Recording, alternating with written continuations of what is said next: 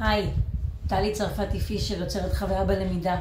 רציתי להראות לכם משחק חמוד שממש קניתי לאחרונה מאלי אקספרס. זה ספר מגנטי, ככה הוא מגיע כשהוא נפתח. יש בו שתי אפשרויות של משחק, תכף אני אסביר. כל הדברים שמתמגנטים כאן כוללים גם מספרים, בעצם כל מספר מופיע פעמיים. יש לנו עוגיות כאלה חמודות, ויש לנו מאפינס, ויש לנו גם את כל פעולות החשבון וסימני שאלה. הכל מופיע פעמיים, וגם יש תרגילי חיבור עד 10 ותרגילי חיסור עד 10. עכשיו אני אראה לכם איך בעצם משתמשים במשחק הזה. הוא מתאים לילדים כהכנה לכיתה א' וגם ילדים בכיתה א' שלומדים חיבור וחיסור, ויש לו גם אפילו אפשרות לעשות התאמת כמות של מספר. למשל כאן, בחלק הזה אני לוקחת למשל את המספר 8, ואני שואלת את הילדים מאילו מספרים המספר 8 מורכב. יכולים להגיד לי 4 ועוד 4, כי הרי כל דבר נמצא פה פעמיים, 2 ועוד 6, 1 ועוד 7, ואז הם בעצם מנסים.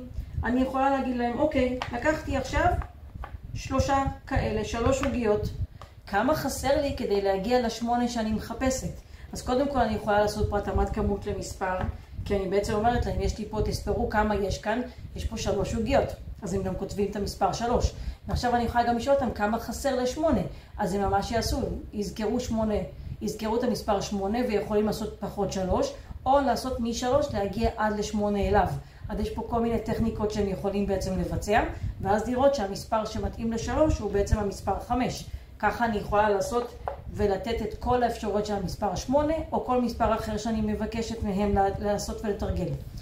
כאן האפשרויות הן גם מגוונות, ואני יכולה, חוץ מהתאמת כמות למספר, לקחת למשל 3, ולהגיד להם, יש לי 3 עוגיות, ואני רוצה להוסיף להם 4 עוגיות. אז אני יכולה גם לבקש מהם, בואו תשימו 4 עוגיות, אז הם ממש שמים 4 עוגיות כאן, ואז אני שואלת אותם, כמה יש כאן? עכשיו הטכניקה היא כמובן לספור מהמספר שגדול יותר, אז הם גם רואים ש4 יותר גדול מ3, אז הם זוכרים 4 בראש, ואז מוסיפים 5, 6, 7, ומקבלים שווה, ואפשר גם אפילו לשים את השווה, שווה 7.